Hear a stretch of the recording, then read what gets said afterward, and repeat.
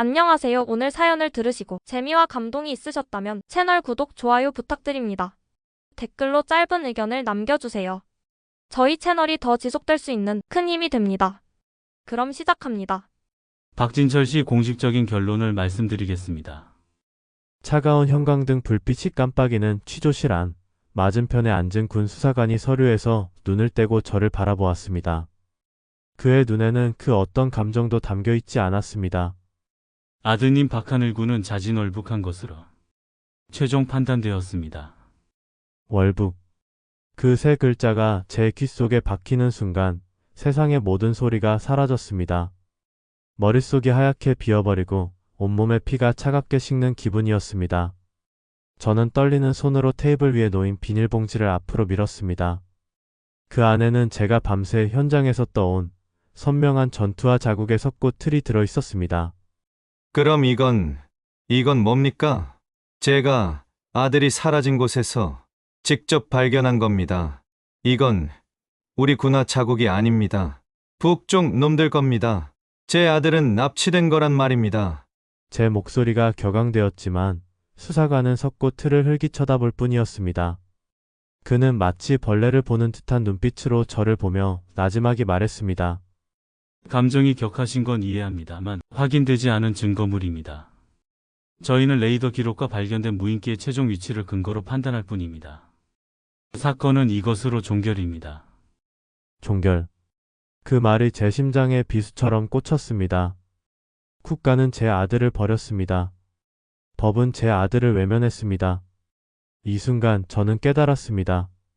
더 이상 제가 기댈 곳은 아무데도 없다는 것을, 그리고 제 아들을 살릴 수 있는 시간도 얼마 남지 않았다는 것을. 그놈들은 목적을 달성한 인지를 절대 살려두지 않을 테니까요. 저는 자리에서 일어났습니다. 절망으로 가득 찼던 제 눈빛은 차가운 분노로 바뀌어 있었습니다. 그래, 종결이라고? 이제부터 시작이다. 개자식들아. 여러분, 저는 그날 대한민국 국민이기를 포기했습니다. 그리고 아비라는 이름의 괴물이 되기로 했습니다. 지금부터 제가 들려드릴 이야기는 국가가 외면한 아들을 구하기 위해 홀로 지옥으로 들어갔던 한 남자의 처절한 기록입니다. 부디 끝까지 들으시고 마지막에 저를 심판해 주십시오. 제 이름은 박진철입니다. 제 나이 42. 지금은 강원도철원 민간인 통제선 안쪽의 작은 마을에서 평화생태공원의 관광 안내원으로 살고 있습니다.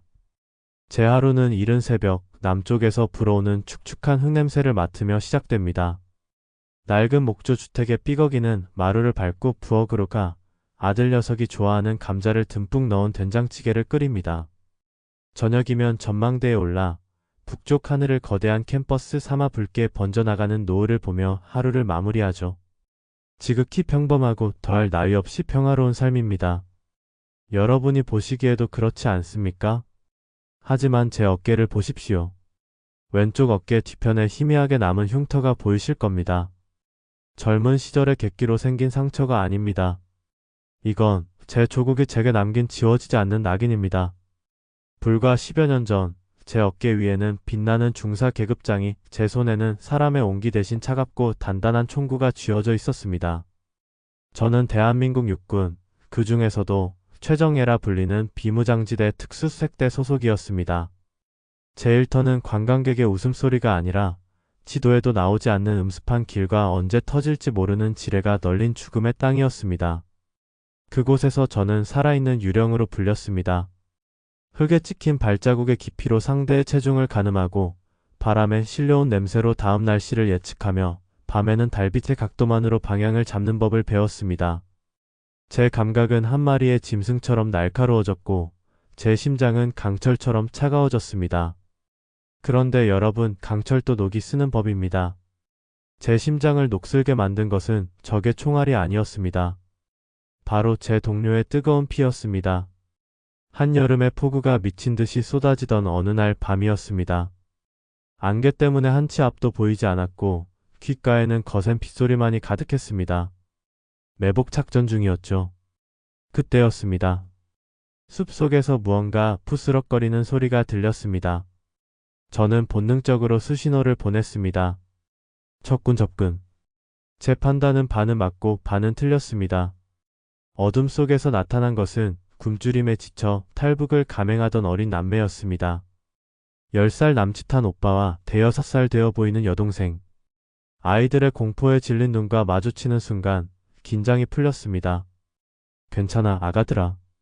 우리는 제 말이 채 끝나기도 전에 진짜 비극은 등 뒤에서 찾아왔습니다. 아이들의 뒤를 쫓던 북한군 추격조가 소리 없이 나타난 겁니다. 쏴라. 누군가의 외침과 함께 빗소리를 뚫고 총성이 울려 퍼졌습니다. 교전은 순식간에 벌어졌습니다. 저는 아이들을 감싸 안고 참으로 몸을 굴렸습니다. 바로 그때였습니다. 제 목숨과도 같았던 후임, 제 친구였던 성호가 제 위로 쓰러지는 것이 보였습니다. 성호야. 정신 차려, 이 새끼야. 진철아, 애들은 무사하냐? 성호의 입에서 뜨거운 피가 쏟아져 나왔습니다. 빗물에 섞인 그의 피가 제 군복을 붉게 물들였습니다. 저는 미친 듯이 소리치며 성호의 상처를 압박했지만 생명은 모래알처럼 손가락 사이로 빠져나가고 있었습니다. 성호는 제 눈앞에서 그렇게 숨을 거두었습니다. 제 판단 착오 하나가 가장 친한 친구를 죽음으로 내몬 것이었습니다. 그날 이후 저는 총을 잡을 수 없었습니다. 방아쇠에 손가락을 걸면 피 속에서 절망적으로 허공을 휘젓던 성호의 차가운 손이 떠올랐습니다. 결국 저는 전역을 택했습니다. 그리고 아이러니하게도 제 청춘을 바치고 제 친구를 앗아간 비무장지대가 가장 잘 보이는 이곳 민통선 마을에 자리를 잡았습니다. 마치 속죄하는 마음처럼요. 성호가 남긴 하나뿐인 아들 하늘이를 제가 거두기로 하면서부터였습니다. 제게 하늘이는 성호가 남긴 유산이자 제 삶의 유 그 자체였습니다. 삼촌, 저기 저 새 이름이 뭐야? 지난주에 본 놈이랑 다른데? 어허, 저건 두루미가 아니라 제 두루미야, 하늘아. 목 색깔이 다르잖아. 자세히 봐봐. 아, 맞네? 삼촌은 어떻게 그렇게 잘 알아? 하늘이는 저를 삼촌이라 불렀지만 제 마음속에 하늘이는 언제나 아들이었습니다. 녀석의 호기심 가득한 눈망울을 보고 있으면 제 안에 녹슨 심장이 정화되는 기분이 들었습니다. 저는 하늘이에게 제가 아는 모든 것을 가르쳐 주었습니다. 프리프로 매듭을 만들어 방향을 표시하는 법, 나뭇가지가 꺾인 모양으로 바람의 길을 읽는 법, 그리고 무엇보다 이 땅의 모든 생명을 사랑하고 존중하는 법을요. 하늘이는 스펀지처럼 모든 것을 빨아들였고 때로는 저보다 더 깊은 눈으로 숲을 바라보곤 했습니다.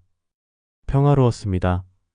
비록 제 꿈속에는 아직도 빗소리와 총성이 뒤섞여 울렸지만 아침에 눈을 떠 제 옆에서 새근새근 잠든 하늘이의 얼굴을 보면 모든 악몽이 거짓말처럼 사라졌습니다. 이 평화가, 이 작은 행복이 영원할 것이라 믿었습니다. 하지만 여러분, 행복은 유리장과 같아서 작은 충격에도 쉽게 깨어지는 법이더군요. 저는 몰랐습니다.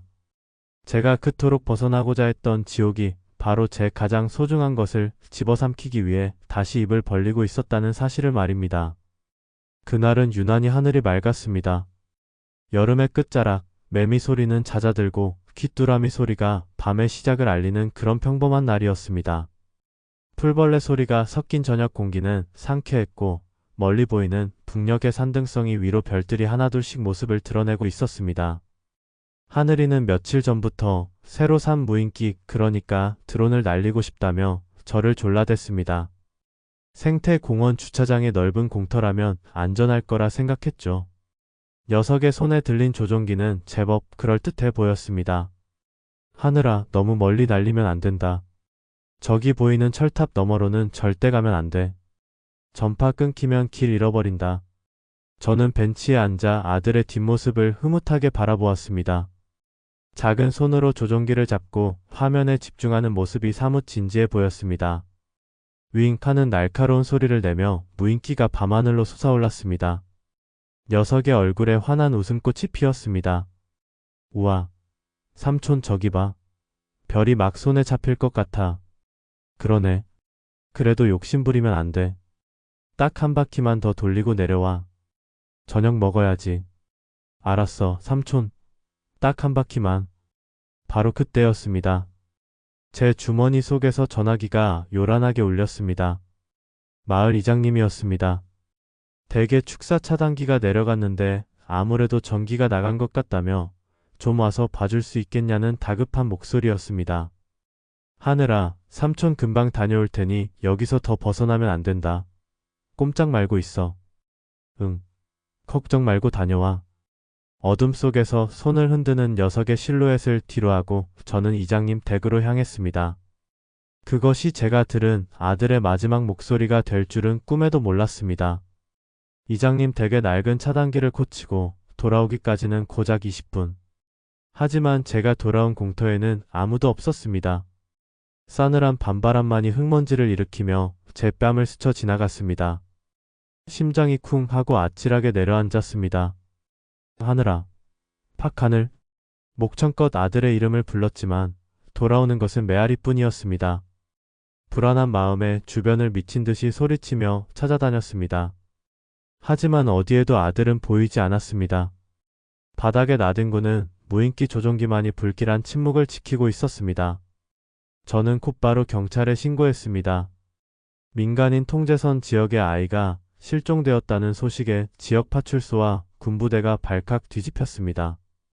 곧이어 손전등 불빛들이 어둠을 가르며 수색이 시작되었습니다. 하지만 어둠이 짙게 깔리면서 작업은 더뎌졌습니다. 선생님, 일단 집으로 돌아가서 기다리시는 게 싫습니다. 내 아들이 지금 이 어딘가에서 떨고 있는데 어떻게 집에 가서 기다립니까? 저는 경찰의 만류를 뿌리치고 손전등 하나에 의지해 공원 주변을 샅샅이 뒤졌습니다. 제발 길을 잃은 것이기를. 어디선가 무서워서 웅크리고 있다가 저를 보고 알아 안겨주기를. 간절한 기도는 번번이 허공에 흩어졌습니다. 수색이 시작된 지 3시간쯤 지났을까요? 저는 공원 외곽, 관광객들의 출입이 통제된 구역으로 향하는 샛길로 발길을 옮겼습니다. 제 군 생활의 경험이 제 모든 감각이 그곳을 가리키고 있었습니다. 그리고 마침내 무언가를 발견했습니다. 밤새 내린 이슬에 축축해진 진흙 위에 선명한 발자국이 찍혀 있었습니다. 그것은 결코 제 아들의 작은 운동화 자국이 아니었습니다. 등산화 중에서도 밑창이 특수 제작된 군용 전투화 자국. 하지만 모양이 조금 달랐습니다.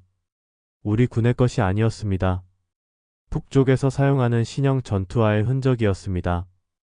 그리고 그 옆에 희미하게 끌려간 듯한 작은 발자국이 있었습니다. 그 순간 온몸의 피가 차갑게 식었습니다. 이건 단순한 실종이 아니었습니다.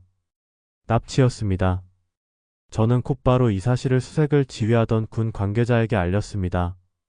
젊은 대위는 제 손에 들린 흙을 의심스러운 눈초리로 쳐다보았습니다. 선생님, 흥분 가라앉히고 들으십시오. 지금 박하늘 군이 마지막으로 목격된 지점에서 북쪽으로 불과 2km 떨어진 곳에서 미확인 비행물체가 군 레이더에 포착되었다가 사라졌습니다. 그리고 하늘 군의 무인기가 비행금지 구역인 비무장지대 남방 한계선 근처에서 발견됐고요. 그의 말은 즉 군에서는 하늘이가 무인기를 쫓아 월북했을 가능성에 무게를 두고 있다는 뜻이었습니다. 제가 본 전투화 자국에 대한 이야기는 묵살되었습니다. 그들에게 저는 그저 아들을 잃고 이성을 상실한 민간인일 뿐이었습니다. 거짓말. 우리 하늘이는 그럴 애가 아닙니다. 누군가 끌고 간 겁니다. 제발 제 말 좀 믿어주십시오. 아무리 소리쳐도 소용없었습니다. 그들은 절차와 규정만을 이야기할 뿐이었습니다. 공식 수색은 월북 가능성으로 인해 중단되었고 사건은 다른 기관으로 이관될 것이라는 차가운 통보만이 돌아왔습니다. 세상이 무너져 내렸습니다. 법도, 국가도 제 아들을 찾아주지 않을 거라는 사실을 깨달았습니다. 제 눈앞에 놓인 것은 오직 두 갈래의 길이었습니다. 여기서 모든 것을 포기하고 주저앉거나 아니면 그날 밤 저는 10년 넘게 열어보지 않았던 창고 깊숙한 곳의 낡은 군용 가방을 꺼냈습니다. 지퍼를 열자 진한 기름 냄새와 함께 제 과거의 망령들이 모습을 드러냈습니다. 저는 잊었다고 생각했던 과거의 저를, 살아있는 유령이었던 박진철 중사를 다시 깨워야만 했습니다. 이제 제 아들을 구할 수 있는 사람은 이 세상에 오직 저 하나뿐이었습니다. 다음날 새벽 동이 트기도 전이었습니다. 창밖은 아직 짙은 남색 어둠에 잠겨 있었고 풀벌레 소리만이 집안의 무거운 침묵을 깨고 있었습니다. 저는 식탁에 앉아 밤새 뜬 눈으로 고민했습니다. 모든 것이 거짓말 같았습니다. 어제 저녁까지만 해도 하늘이의 웃음소리로 가득했던 이 공간이 지금은 텅 빈 관처럼 느껴졌습니다. 식탁 위에는 하늘이가 먹다 남긴 밥그릇이 그대로 놓여 있었습니다. 밥알이 딱딱하게 굳어 있는 것을 보니 심장이 돌덩이처럼 굳어버리는 것 같았습니다. 이대로 기다릴 수는 없었습니다. 군과 경찰이 말하는 절차라는 것은 제게 사형 선고나 다름없었습니다. 시간이 흐를수록 하늘이가 위험해질 것은 불보듯 뻔했습니다. 결심을 굳힌 저는 자리에서 일어났습니다. 그리고 창고로 향했습니다. 삐걱이는 나무 문을 열자 오랫동안 잠들어 있던 과거의 냄새가 훅 끼쳐왔습니다. 곰팡내와 먼지, 그리고 그 속에 섞인 희미한 화약 냄새. 창고 가장 깊숙한 곳, 방수포에 덮여있던 낡은 군용 더플백을 꺼냈습니다. 지퍼를 열자 진한 기름 냄새와 함께 제 과거의 편린들이 모습을 드러냈습니다. 손에 익은 대검, 위장 크림, 비상용 압박붕대, 그리고 기름종이에 쌓인 예비용 탄창 몇 개. 이것들은 단순한 군용품이 아니었습니다. 제 청춘의 조각이자 성우와의 기억이 담긴 유품이었습니다. 저는 잊었다고 생각했던, 아니 잊고 싶었던 과거의 저를 다시 마주해야 했습니다. 감정을 지우고 오직 목표를 위해 움직이는 인간 병기. 살아있는 유령이었던 박진철 중사를 말입니다. 몸에 딱 맞는 검은색 착전복으로 갈아입었습니다. 옷이 몸에 감기는 순간 오랫동안 잠들어 있던 세포들이 깨어나는 기분이었습니다. 그 위로 주변에 풀과 흙을 덧댄 길리슈트, 즉 위장복을 겹쳐 입었습니다. 허리에는 대검과 수통을 차고 가슴에는 최소한의 비상식량과 구급 약품을 넣은 파우치를 결속했습니다. 마지막으로 위장 크림을 꺼내 들었습니다. 차가운 크림을 손가락에 묻혀 제 얼굴에 남은 인간 박진철의 흔적을 지워나갔습니다. 거울에 비친 것은 더 이상 평범한 생태 공원 안내원이 아니었습니다. 슬픔도 분노도 없는 오직 먹잇감을 노리는 맹수의 눈빛을 한 유령이 서 있었습니다. 집을 나서기 전 저는 마지막으로 전화 한 통을 걸었습니다. 제 군 생활의 처음과 끝을 함께했던, 지금은 퇴역하여 강원도 깊은 산골에서 양봉을 하며 지내시는 주임원사님이었습니다. 그분은 제게 아버지와도 같은 분이셨습니다. 수화기 너머로 익숙한 목소리가 들려왔습니다. 여보세요. 원사님 접니다. 박진철입니다. 한밤중에 갑작스러운 전화에도 원사님의 목소리는 잠긴 기색 하나 없이 또렷했습니다. 마치 이 전화를 기다리고 있었다는 듯이요. 진철이냐? 뉴스 봤다. 하늘이 괜찮은 거냐? 원사님, 군에서는 월북이라지만 사실이 아닙니다. 납치입니다. 저는 제가 봤던 전투와 자국과 정황을 짧고 간결하게 설명했습니다. 제 목소리에는 떨림이 없었습니다. 이미 제 안의 모든 감정은 얼어붙은 뒤였습니다. 수화기 너머로 원사님의 깊은 한숨 소리가 들려왔습니다. 내 놈 성격에 가만히 있지는 않겠구나. 들어가려는 거지? 네. 제가 직접 찾아야겠습니다. 제가 아니면 아무도 하늘이를 찾을 수 없습니다. 미친놈 거긴 내가 알던 때보다 더 위험해졌어. 곳곳에 신형 지뢰가 깔렸고 감시 장비도 예전 같지 않아. 그런데도 가야겠냐? 제 아들이 그곳에 있습니다. 제 단호한 목소리에 원사님은 한동안 말이 없으셨습니다. 이윽고 무겁게 입을 여셨습니다. 알겠다. 내가 도울 수 있는 건 많지 않다. 하지만 내 놈의 눈과 귀는 되어주마. 최근 불무골 능선 쪽에서 야간 열상 감시 장비에 정체불명의 신호가 몇 번 잡혔다는 보고가 있었다. 군에서는 야생 동물이겠거니 하고 넘겼지만 찜찜해하던 놈들이 있었지. 아마 그 놈들의 첩선 장소일 가능성이 높다. 일단 그쪽으로 가봐라. 감사합니다, 원사님. 그리고 진철아, 절대 죽지 마라. 성우 볼 낯이 없으면 안 되니까. 전화를 끊고 저는 조용히 집을 나섰습니다. 원사님이 알려주신 불무골 능선은 민간인 통제선 북쪽, 남방 한계선 철책과 가장 인접한 곳이었습니다. 저는 한치의 망설임도 없이 어둠 속으로 몸을 던졌습니다. 군에서 설치한 감시 카메라의 사각지대와 센서가 미치지 않는 음영구역은 제 머릿속 지도에 완벽하게 그려져 있었습니다. 저는 한 마리의 살처럼 소리 없이 움직였습니다. 1시간쯤 지났을까 마침내 삼중으로 처진 철책 앞에 도착했습니다. 차가운 철책을 사이에 두고 남과 북의 공기가 칼날처럼 갈라지는 지점. 저는 준비해간 절단기로 가장 아래쪽에 철조망을 끊어냈습니다. 쩍 하는 둔탁한 소리가 어둠 속에서 유난히 크게 울렸습니다. 사람이 겨우 기어 들어갈 수 있을 만큼의 작은 구멍. 그 구멍으로 몸을 밀어넣는 순간 온몸의 신경이 날카롭게 곤두섰습니다. 마치 오랫동안 잠들어 있던 야수의 감각이 깨어나는 기분이었습니다. 흙냄새, 풀냄새에 섞여 들어오는 희미한 화약 냄새와 녹슨 쇠냄새. 이곳은 제게 집과도 같은 곳이었습니다. 이제부터 저는 대한민국 국민 박진철이 아닙니다. 군번도 이름도 없는 유령입니다. 오직 아들을 되찾겠다는 본능만이 제 길을 이끌고 있었습니다.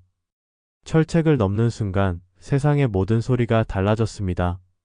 마치 거대한 유리벽 하나를 통과한 것처럼 남쪽에서 들려오던 자동차 소리나 마을의 희미한 불빛은 완벽하게 차단되었습니다. 오직 바람이 갈대밭을 스치는 소리, 멀리서 들려오는 고라니의 처량한 울음소리, 그리고 제 심장이 터질 듯이 뛰는 소리만이 귓전을 때렸습니다. 공기부터가 달랐습니다.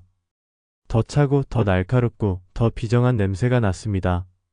죽음의 냄새였습니다. 저는 몸을 최대한 낮추고 원사님이 알려주신 불묵골 능선을 향해 나아갔습니다. 한 걸음을 내디딜 때마다 온 신경을 발끝에 집중했습니다. 푹신한 부엽토 아래 무엇이 숨어 있을지 아무도 몰랐습니다. 혹시 모를 대인지뢰나 적이 설치해둔 부비트랩을 피하기 위해서였습니다. 제 눈은 어둠에 익숙해지면서 사물의 미세한 윤곽을 구분해냈고 제 귀는 나뭇잎 하나 떨어지는 소리도 놓치지 않았습니다. 10년이라는 세월이 흘렀지만 몸은 모든 것을 기억하고 있었습니다. 이곳에서 살아남기 위한 생존 본능이 제 온몸을 지배하고 있었습니다. 능선에 거의 다다랐을 무렵 저는 땅에 바싹 엎드려 주변을 살폈습니다. 그리고 마침내 발견했습니다. 덤불 아래 교묘하게 위장된 채 파묻혀 있던 마대 자루 몇 개. 조심스럽게 다가가 흙을 걷어내고 자루의 귀퉁이를 칼로 찢었습니다. 코를 찌르는 시큼하고 역한 냄새가 풍겨왔습니다. 하얀 결정체 가루. 텔레비전에서나 보던 일명 얼음이라고 불리는 마약이었습니다. 북에서 제조된 최상급 마약이 틀림없었습니다.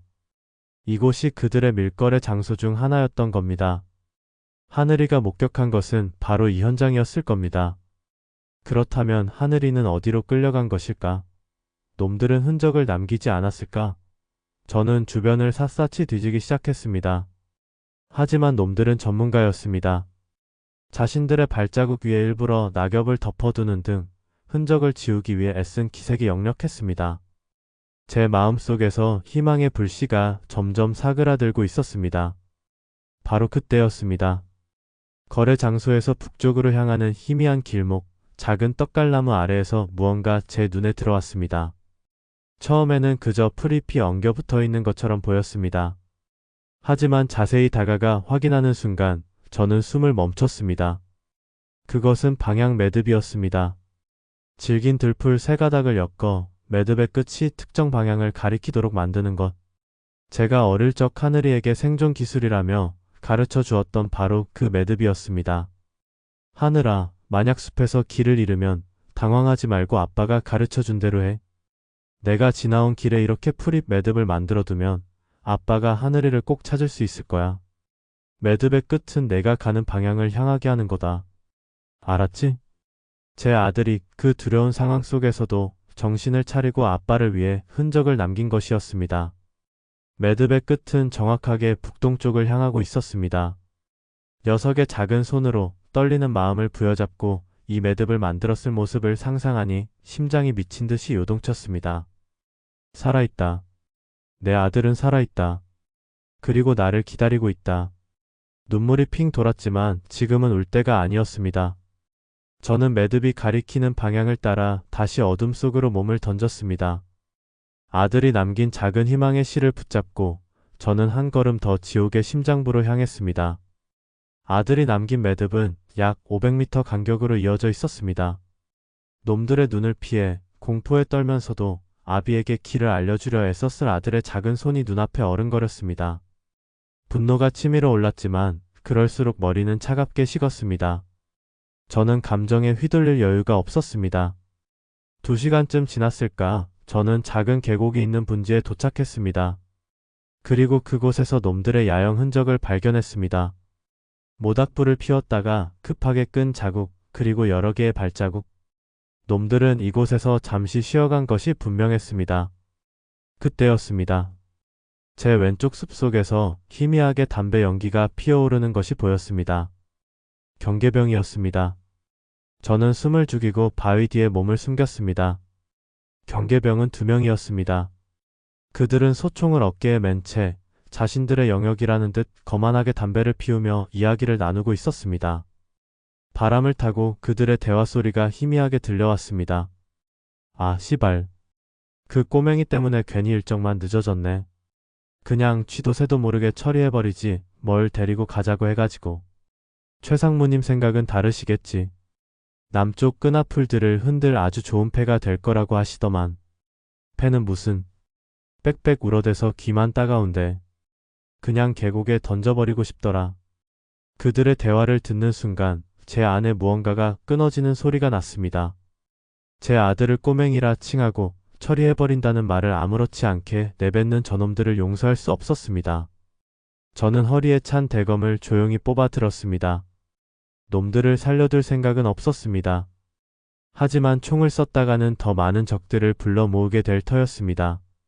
소리 없이 처리해야 했습니다. 저는 신발을 벗었습니다. 맨발로 축축한 흙을 밟자 땅의 모든 감각이 제게로 전해졌습니다. 저는 계곡물을 따라 소리 없이 우회하여 그들의 등 뒤로 접근했습니다. 놈들은 제가 10m 앞까지 다가올 때까지도 전혀 눈치채지 못했습니다. 한 놈이 담배를 비벼 끄고 등을 돌리는 순간 저는 땅을 팍 차고 달려들었습니다. 순식간에 그의 등 뒤로 접근해 왼팔로 목을 감아 기도를 막고 오른손에 쥔 대검으로 심장을 찔렀습니다. 끄윽하는 짧은 신음과 함께 놈의 몸이 축 늘어졌습니다. 다른 한 놈이 무슨 일이냐고 돌아보는 순간 저는 이미 그의 눈앞에 서 있었습니다. 넌. 놈은 경악하며 총을 들어 올리려 했지만 제 발이 더 빨랐습니다. 저는 놈의 명치를 걷어차 숨을 먹게 한 뒤 비틀거리는 놈의 관자놀이에 팔꿈치를 내리꽂았습니다. 놈은 비명 한 번 지르지 못하고 그대로 쓰러졌습니다. 저는 2 구의 시체를 덤불 속으로 끌어다 숨겼습니다. 놈들의 품을 뒤지자 작은 무전기와 북한돈 그리고 비닐에 쌓인 마약이 나왔습니다. 심장이 차갑게 뛰고 있었습니다. 사람을 죽였다는 죄책감은 없었습니다. 제 아들을 짐짝 취급한 벌레들을 청소했을 뿐이었습니다. 저는 놈들의 소총과 실탄을 챙겼습니다. 이제 저도 이빨이 생긴 셈이었습니다. 하지만 제 진짜 무기는 총이 아니었습니다. 바로 이 지옥 같은 비무장지대 그 자체였습니다. 놈들의 소총을 손에 쥐자 비로소 비무장지대의 공기가 제 편이 된 것 같았습니다. 묵직한 무게감이 오히려 제 마음을 안정시켰습니다. 저는 더 이상 맨몸이 아니었습니다. 하지만 동시에 저는 더 위험한 존재가 되었습니다. 제 손에 들린 이 총은 악당들 뿐만 아니라 저를 추격할 아군에게도 위협이 될 것이기 때문이었습니다. 저는 이제부터 이 땅에 존재하는 모든 이들의 적이었습니다. 날이 밝아오기 시작했습니다. 동쪽 하늘이 희미하게 푸른빛을 띠자 밤새 저를 감싸주었던 어둠이 걷히고 제 모든 것이 노출될 위험에 처했습니다. 저는 서둘러 은신처를 찾아야 했습니다. 제 머릿속 지도에 그려진 장소 중 하나인 버려진 북한군 초소의 지하 벙커로 몸을 숨겼습니다. 수십 년간 사람의 발길이 끊긴 곳이라 지독한 곰팡내와 먼지가 가득했지만 지금 제게는 왕의 침실보다 더 안전한 곳이었습니다. 저는 벙커의 작은 총안구를 통해 밖을 살폈습니다. 그때였습니다. 제 예상보다 훨씬 빨리 무언가 움직이는 것이 보였습니다. 우리 군의 수색팀이었습니다. 8명으로 구성된 팀이 제가 지나온 경로를 따라 조심스럽게 접근하고 있었습니다. 놈들의 흔적을 발견한 모양이었습니다. 제 심장이 철렁 내려앉았습니다. 여긴 박 중사 관할 구역이었는데 그 친구라면 이 지형을 손바닥 보듯 알지. 선두의 선 팀장의 목소리가 희미하게 들려왔습니다. 저를 아는 사람이었습니다. 하지만 그들의 임무는 저를 구조하는 것이 아니라 생포하는 것이 분명했습니다. 그들의 손에 들린 소총의 총구는 자비가 없었습니다. 저는 숨을 죽이고 그들이 지나가기만을 기다렸습니다. 제발, 제발 이 벙커를 발견하지 못하기를. 바닥의 흙먼지가 제 심장 박동에 맞춰 미세하게 떨리는 것 같았습니다. 수색팀이 제 바로 앞을 지나쳐 더 깊은 곳으로 향했을 때 저는 안도의 한숨을 내쉬었습니다. 하지만 위기는 거기서 끝이 아니었습니다. 이번에는 다른 방향에서 낯선 군복을 입은 군인들이 나타났습니다. 북한군이었습니다. 그들 역시 무언가를 쫓고 있었습니다. 아마 사라진 경계병들을 찾아 나선 것이겠지요. 순간 머릿속에서 모든 조각이 맞춰졌습니다. 저는 지금 남과 북 양쪽 모두의 사냥감이 된 것입니다. 그들은 서로를 경계하며 아슬아슬한 거리를 유지한 채 같은 먹잇감인 저를 쫓고 있었습니다. 이대로라면 꼼짝없이 발각될 수밖에 없었습니다. 이 상황을 역이용해야만 했습니다. 제 머릿속에서 위험한 계획 하나가 떠올랐습니다. 어쩌면 이 위기가 제게는 기회가 될 수도 있었습니다. 저는 벙커를 빠져나와 북한군이 나타났던 방향으로 향했습니다.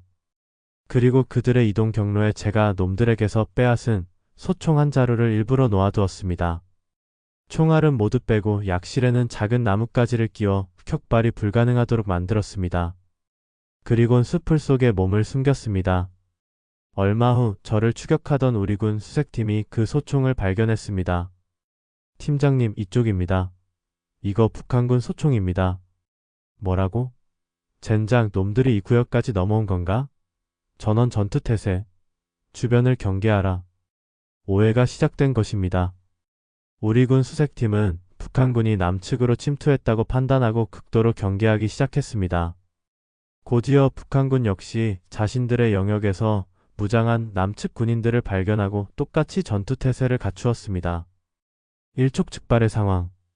제가 만든 작은 불씨가 거대한 화약고에 불을 붙인 셈이었습니다. 거기 누구요? 당장 수하에 응하라. 먼저 총을 거두시오. 여긴 우리 측 구역이란 말이오. 양측이 서로에게 총구를 겨누며 고함을 치는 동안 저는 그 누구의 눈에도 띄지 않고 유유히 그 위험지대를 빠져나올 수 있었습니다. 저는 그들의 눈에는 보이지 않는 이 전장의 유일한 유령이었습니다. 하지만 제 마음은 편치 않았습니다. 제가 저지른 일 때문에 아무 죄 없는 우리 군인들이 위험에 처할 수도 있었습니다. 미안하다 하지만 내 아들을 구하기 전까지는 멈출 수 없다. 속으로 되뇌며 저는 다시 아들의 흔적을 쫓았습니다. 남과 북의 군인들을 따돌린 저는 아들이 남긴 마지막 매듭이 있던 곳으로 향했습니다. 그곳은 낡은 폐막사였습니다. 놈들은 이곳을 중간 거점으로 사용하는 듯 했습니다. 저는 조심스럽게 막사 내부로 잠입했습니다. 다행히 안에는 아무도 없었습니다.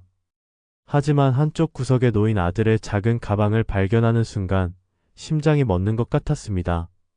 가방은 엉망으로 파헤쳐져 있었고 그 안에 들어있던 아들의 물통과 작은 간식들이 바닥에 흩어져 있었습니다.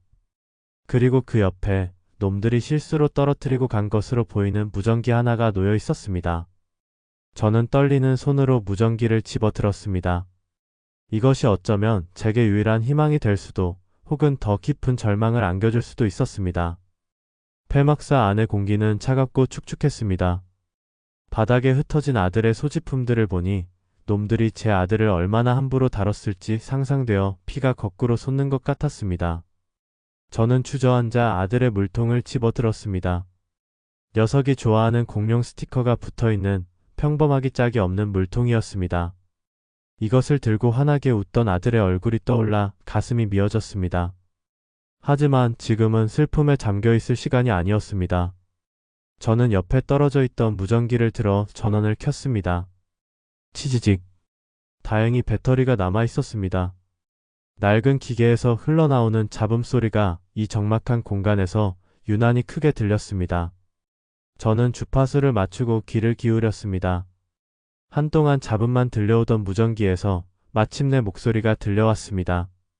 차갑고 날카로우며 그 어떤 감정도 실려있지 않은 목소리였습니다. 톡사 현재 위치는? 예, 최상무님. 까치 능선에 거의 도착했습니다. 1시간 후면 약속 장소입니다. 최상무. 그 이름이 제 뇌리에 박혔습니다. 이 모든 일의 배후에 있는 자가 틀림없었습니다. 저는 숨을 죽이고 다음 대화에 집중했습니다. 꼬마는 어떻게 됐나? 얌전히 따라오고 있나? 네, 잠잠합니다. 하지만 거추장스러운 건 사실입니다. 그때 제 심장을 얼어붙게 만드는 목소리가 들려왔습니다. 바로 최상무라고 불린 자의 목소리였습니다. 거래만 끝나면 그 짐짝은 알아서 처리해. 북쪽으로 넘기든 계곡에 던져버리든 흔적만 남기지 마. 순간 눈앞이 캄캄해졌습니다. 제 아들을 제 전부인 하늘이를 짐짝이라고 칭하며 거래가 끝나면 처리하라는 명령을 내린 것입니다. 분노가 머리끝까지 치밀어 올라 무전기를 바닥에 내동댕이 치고 싶었지만 저는 간신히 이성을 붙잡았습니다. 제 손이 분노로 부들부들 떨렸습니다. 놈들의 눈에 제 아들은 그저 거래를 위한 인질 쓰고 버리면 그만인 소모품에 불과했던 겁니다. 저는 중요한 정보를 얻었습니다. 놈들의 최종 목적지는 까치 능선이며 거래 시간은 1시간 앞으로 다가왔다는 것. 까치 능선은 비무장지대 내에서도 가장 험준하고 길이 없는 곳으로 유명했습니다. 예전 수색대 시절에도 베테랑들만이 길을 찾을 수 있는 그야말로 자연이 만든 요새 같은 곳이었습니다. 놈들이 거래 장소로 그곳을 택한 이유를 알 것 같았습니다. 저는 폐막사를 뛰쳐나왔습니다. 제게 남은 시간은 단 1시간. 그 안에 까치 능선까지 도착해서 놈들의 거래를 막고 아들을 구해내야 했습니다. 제 몸은 이미 한계에 다다른 상태였습니다. 며칠 밤을 뜬 눈으로 지새웠고 제대로 먹지도 못했습니다. 하지만 정신력으로 버텨냈습니다. 머릿속에는 오직 처리해라는 악마의 목소리와 삼촌 무서워라고 외치는 아들의 환청만이 울려 퍼지고 있었습니다. 하늘아, 조금만 더 버텨. 아빠가 가고 있어. 거친 숨을 몰아쉬며 중얼거렸습니다. 정상적인 등산로로는 1시간 안에 도착하는 것이 불가능했습니다. 저는 망설이지 않고 가장 빠르지만 가장 위험한 길을 택했습니다. 바로 절벽을 타고 능선으로 오르는 것이었습니다. 날카로운 바위들이 손바닥과 무릎을 찢고 피가 흘렀지만 통증을 느낄 수 없었습니다. 제 머릿속의 시계는 이미 붉은색으로 깜빡이고 있었습니다. 절벽 중간쯤 올랐을 때 발을 딛고 있던 바위 조각이 쩍 하는 소리를 내며 부서졌습니다. 제 몸이 순간 허공에 떴습니다. 흡! 떨어지는 순간 간신히 다른 바위 틈을 붙잡아 매달렸습니다. 팔 전체에 엄청난 충격이 전해졌고 어깨가 탈골될 듯한 고통이 밀려왔습니다. 하지만 저는 포기할 수 없었습니다. 제 눈앞에 성호의 마지막 모습이 스쳐 지나갔습니다. 진철아, 애들은 무사하냐? 친구와의 마지막 약속을 지켜야 했습니다. 저는 아들의 얼굴을 떠올리며 이를 악물고 다시 몸을 끌어올렸습니다. 마침내 능선 정상에 도착했을 때 약속된 1시간에서 고작 10분만이 남아 있었습니다. 온몸은 땀과 피로 범벅이 되어 있었고 숨은 턱끝까지 차올랐습니다. 하지만 쉴 틈이 없었습니다. 능선 너머 작은 공터에서 놈들의 모습이 보였습니다. 대여섯 명의 무장한 남자들이 제 아들을 가운데에 두고 무언가를 기다리고 있었습니다. 그리고 그들 반대편 북쪽에서부터 또 다른 무리가 접근하고 있었습니다. 거래가 시작되려는 참이었습니다. 저는 마지막으로 주임원사님께 연락을 시도했습니다. 다행히 능선 정상이라 신호가 희미하게 잡혔습니다. 원사님, 접니다. 까치 능선, 지금 놈들이 거래를 시작하려 합니다. 하늘이가 저기 있습니다. 진철아, 정신 차려. 지금 그쪽으로 우리 군 특임대가 접근 중이다. 놈들의 밀거래 첩보를 입수했어. 함부로 움직이지 마라.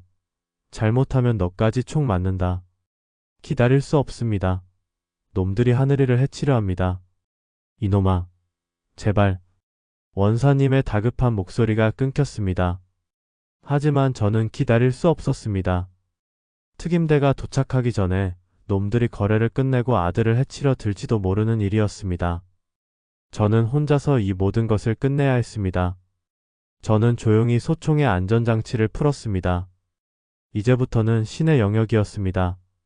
그리고 저는 기꺼이 악마가 될 준비가 되어 있었습니다. 까치 능선의 공기는 유난히 차고 무거웠습니다.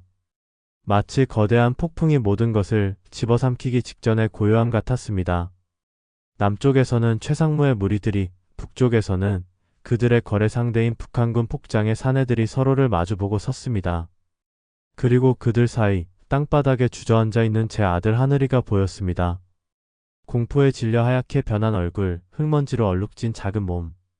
그 모습을 보는 순간 제 세상의 모든 것이 붉게 물드는 것 같았습니다.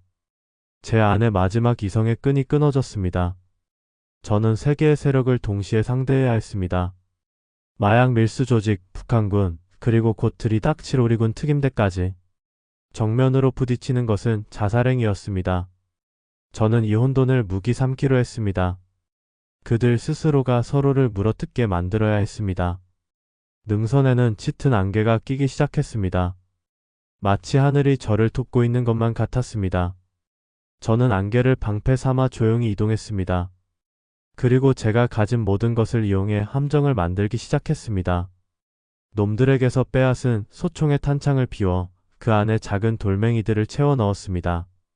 그리고 낡은 나뭇가지에 낚싯줄을 연결해 건드리면 이 돌멩이 탄창이 다른 쇠붙이에 부딪혀 소리를 내도록 만들었습니다. 비무장지대에서 야생동물을 쫓기 위해 쓰던 원시적인 경보장치였습니다.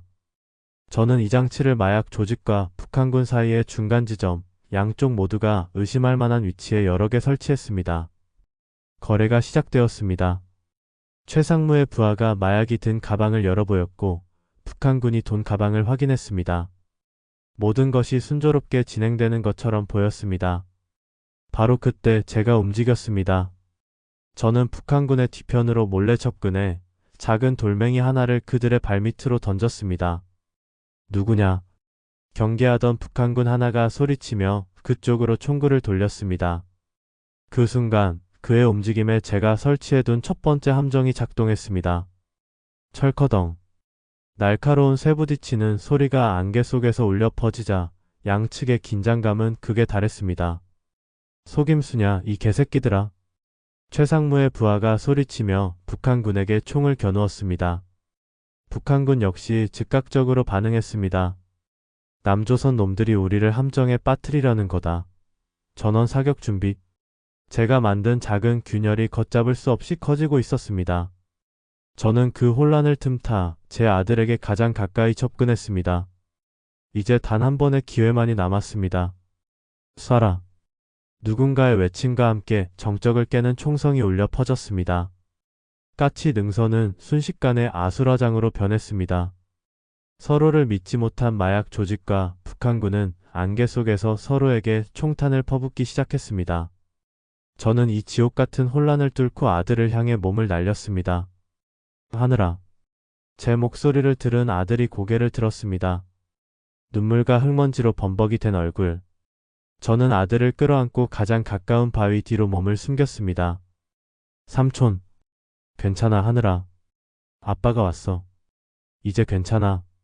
아들을 품에 안는 순간 세상 모든 것을 다 가진 것 같았습니다. 하지만 아직 끝난 것이 아니었습니다. 최상무의 오른팔인 톡사라는 자가 이 모든 것이 함정임을 눈치채고 저와 하늘이가 숨은 바위 쪽으로 총구를 돌렸습니다. 그의 눈은 살기로 번뜩이고 있었습니다. 거기 있었구나, 쥐새끼 같은 놈. 그가 방아쇠를 당기려는 순간 그의 등 뒤에서 또 다른 총성이 울렸습니다. 독사의 몸이 크게 휘청이며 쓰러졌습니다. 우리 군 특임대가 도착한 것이었습니다. 사방에서 군인들이 쏟아져 나오며 순식간에 현장을 제압했습니다. 모든 것이 끝났습니다. 저는 아들을 부축해 바위 뒤에서 나왔습니다. 특임대원들이 저에게 총구를 겨누었지만 저는 아들을 보호하며 천천히 두 손을 들어 올렸습니다. 그때 팀장으로 보이는 군인이 제게 다가왔습니다. 그는 제 얼굴을 한참 보더니 무전으로 어딘가에 보고했습니다. 상황 종료. 목표 확보. 예, 알겠습니다. 민간인 부상자는 없습니다. 잠시 후 주임원사님과 통화했던 그 목소리가 들렸습니다. 아마 원사님께서 손을 써주신 모양이었습니다. 저의 단독 작전은 조난당한 부자의 구조작전으로 조용히 마무리될 터였습니다. 혼란의 현장에서 저는 멀리 안개 속으로 사라지는 한 남자를 보았습니다. 최상무였습니다. 그는 모든 것을 버리고 홀로 도망치고 있었습니다. 그를 쫓아가 숨통을 끊어버리고 싶었지만 저는 그러지 않았습니다. 지금 제게는 복수보다 더 중요한 것이 제 품에 있었습니다. 바로 제 아들의 온기였습니다. 헬기의 거친 소음과 진동 속에서 저는 잠든 아들을 가만히 내려다보았습니다. 며칠 사이 헬쑥해진 얼굴, 흙먼지로 얼룩진 작은 손. 제 심장이 갈기갈기 찢어지는 것 같았습니다. 제가 조금만 더 빨리 움직였다면 이 아이가 이런 끔찍한 일을 겪지 않아도 되었을 텐데. 죄책감이 파도처럼 밀려왔습니다. 특임대 본부로 이송된 후 저는 팀장이라는 사람과 톡대하게 되었습니다. 그는 제게 따뜻한 커피를 건네며 말했습니다. 박진철 씨 맞으시죠? 주임원사님께 말씀 많이 들었습니다. 이번 일은 저희 쪽에서도 여러모로 도움을 받았습니다. 공식적으로는 조난당한 민간인을 구조한 것으로 처리될 겁니다. 감사합니다. 짧은 감사를 표했지만 제 머릿속은 복잡했습니다. 최상무. 그놈을 이대로 놓칠 수는 없었습니다. 혹시 현장에서 체포한 자들의 신원은 파악됐습니까? 최상무라는 자를 아십니까? 제 질문에 팀장의 표정이 굳어졌습니다. 그는 잠시 망설이다가 서류철 하나를 제 앞에 내밀었습니다. 원래는 보여드리면 안 되는 거지만 박진철 씨는 알 권리가 있을 것 같군요. 서류철에는 최상무라는 자의 신상 정보가 담겨 있었습니다. 그의 본명은 최연석. 전직 외교관이자 안보전략연구소의 소장. 겉으로는 번듯한 신분을 가진 사회 지도층 인사였지만 뒤로는 남북한의 긴장 관계를 이용해 막대한 부를 챙기는 전쟁 브로커였습니다. 그는 남북 양측의 고위층과 모두 연줄이 닿아 있었고 이번 마약 거래 역시 그의 수많은 사업 중 하나에 불과했습니다. 이 자는 단순한 마약 밀수꾼이 아닙니다. 이 비무장지대를 자신의 놀이터처럼 여기는 자입니다. 남쪽의 군사 정보를 북에 팔아넘기고 북의 지하자원을 헐값에 빼돌리기도 하죠. 그런 놈을 왜 여태껏 잡지 못한 겁니까? 제 목소리가 날카로워졌습니다. 팀장은 씁쓸하게 웃으며 대답했습니다. 꼬리가 너무 깁니다. 항상 아랫사람들만 잘려나가죠. 게다가 그를 비호하는 세력이 생각보다 훨씬 거대합니다. 그때 문을 열고 한 병사가 들어와 팀장에게 귓속말을 했습니다. 팀장의 얼굴이 심각해졌습니다. 무슨 일입니까? 생존자 중 한 명이 입을 열었습니다. 최상무의 다음 계획에 대해서요. 팀장의 말에 따르면 최상무는 이번 거래 실패를 만회하기 위해 더 큰 판을 준비하고 있다고 했습니다. 그것은 바로 군사분계선 인근에서 의도적으로 총격전을 유발하여 남북관계를 최악으로 치닫게 만든 뒤 그 혼란을 틈타 더 큰 규모의 무기 밀매를 성사시키려는 계획이었습니다. 그놈은 인간이 아닙니다. 수많은 사람들의 목숨을 담보로 자신의 배를 채우려는 악마입니다. 그래서 그 계획이 언제 어디서 실행됩니까? 그게 문제입니다. 정확한 시간과 장소는 최상무 자신과 그의 가장 가까운 신복 몇 명만 알고 있다고 합니다. 바로 그때 제 머릿속에 한 가지 생각이 스쳐 지나갔습니다. 까치 능선에서 살아남은 자. 제가 생포했던 톡사라는 자. 그놈이라면 무언가 알고 있을지도 몰랐습니다. 제가 그놈을 만나게 해주십시오. 제가 직접 물어보겠습니다. 안 됩니다. 그건 규정상. 규정? 내 아들이 죽을 뻔했습니다. 그리고 저 악마 때문에 수많은 사람들이 죽어나갈지도 모른다고요. 그런데도 규정 타령만 하실 겁니까? 제 절박한 외침에 팀장은 한참 동안 저를 바라보았습니다. 그의 눈빛이 흔들리고 있었습니다. 마침내 그는 결심한 듯 무겁게 고개를 끄덕였습니다. 좋습니다. 하지만 약속해 주십시오. 절대 선을 넘지 않겠다고. 저는 대답 대신 그를 묵묵히 바라보았습니다. 이미 제 마음속의 선은 지워진 지 오래였습니다. 저는 취조실로 향했습니다. 이제부터는 저와 악마 둘만의 시간이었습니다. 취조실의 공기는 차갑고 건조했습니다. 방 한가운데 놓인 작은 테이블을 사이에 두고 저와 톡사가 마주 앉았습니다. 그의 한쪽 팔에는 붕대가 감겨 있었고 얼굴에는 패배자의 절망과 토끼가 뒤섞여 있었습니다. 그는 저를 보자마자 이빨을 드러냈습니다. 내 놈이었구나. 그 유령 같은 새끼. 최상무는 어디 있지? 다음 계획이 뭐야? 저는 단도직입적으로 물었습니다. 톡사는 피식 웃으며 의자에 등을 기댔습니다. 내가 미쳤다고 너한테 말해주겠냐? 어차피 난 여기서 썩다 나갈 거고 너는 아무것도 못해. 그럴까?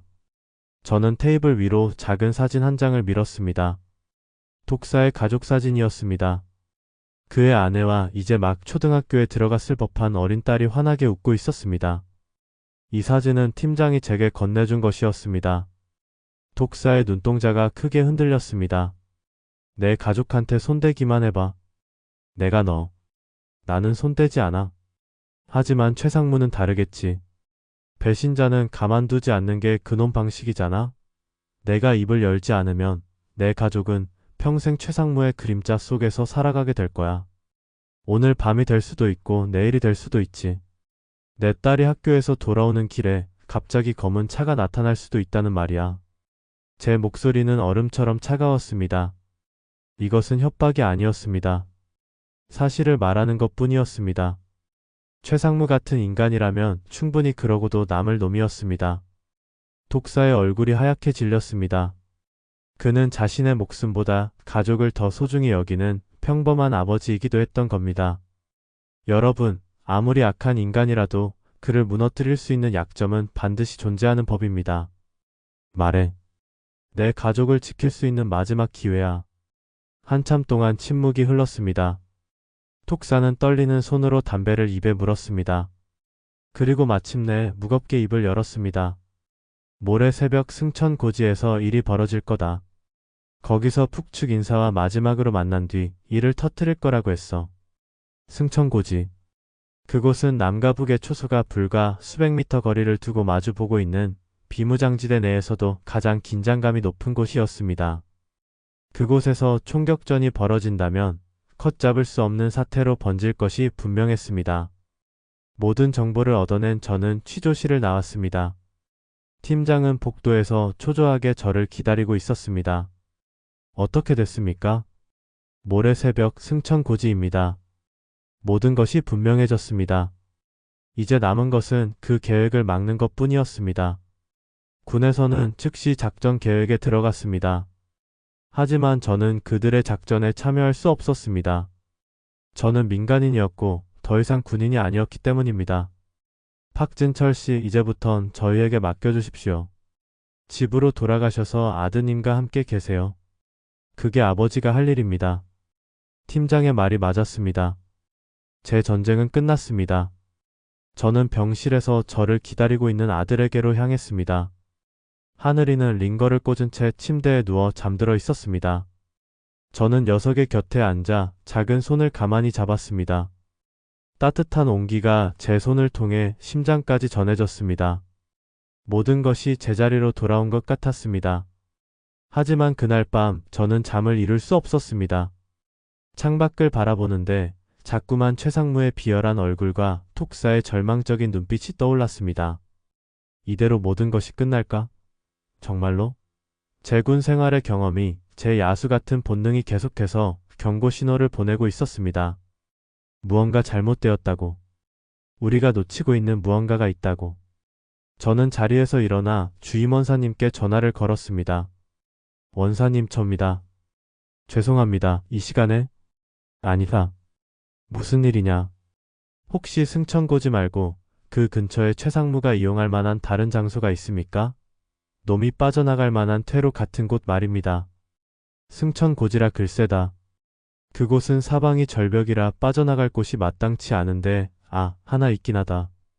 원사님의 말에 따르면 승천고지 아래쪽 절벽에는 일제강점기 시절에 파놓은 낡은 갱도가 하나 있다고 했습니다. 지금은 폐쇄되어 아무도 사용하지 않는 곳이지만 비무장지대의 지리를 손바닥 보듯 아는 놈이라면 그곳을 알고 있을지도 모른다고 했습니다. 그 순간 제 머릿속에 모든 퍼즐이 맞춰졌습니다. 톡사가 말한 승천고지는 함정이었습니다. 최상무는 군의 시선을 승천고지로 돌려놓고 그 틈을 타 낡은 갱도를 통해 유유히 북으로 빠져나갈 계획이었던 겁니다. 그는 결코 잡힐 놈이 아니었습니다. 원사님, 군에 이 사실을 알려주십시오.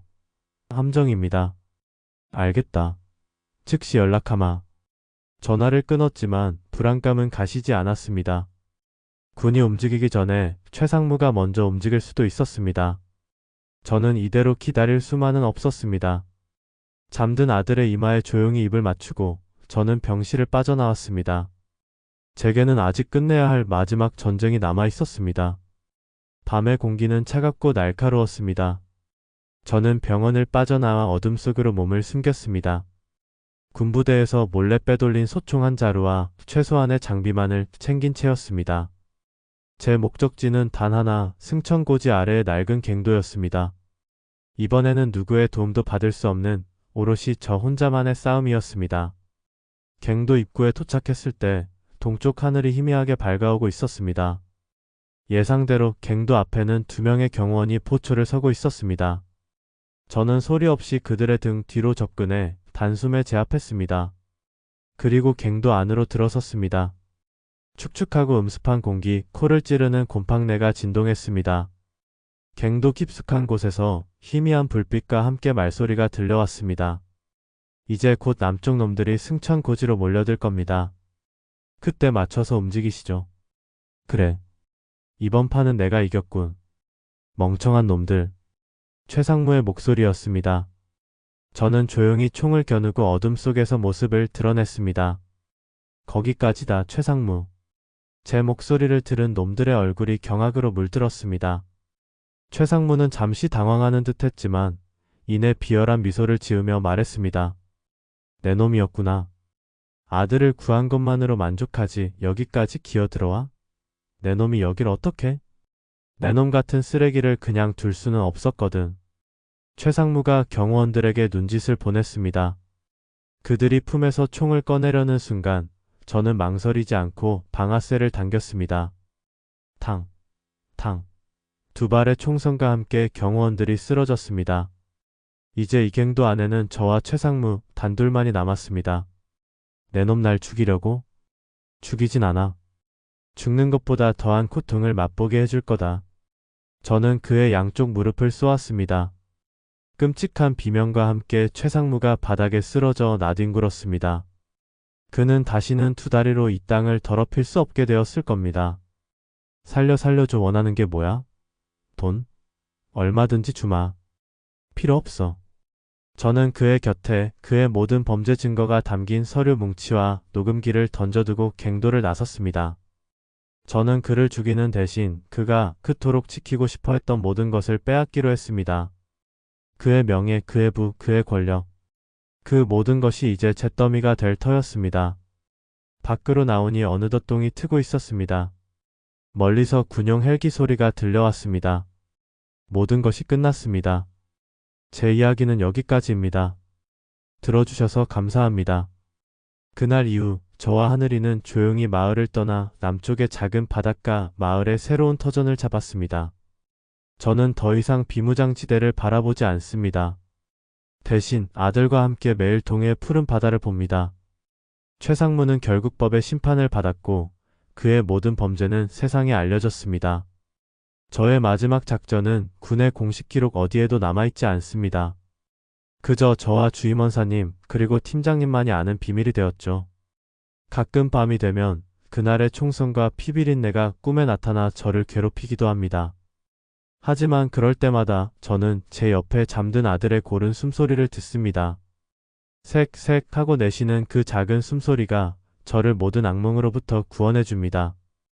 여러분, 만약 여러분의 가장 소중한 것을 누군가 빼앗으려 한다면 여러분은 어디까지 갈 수 있습니까?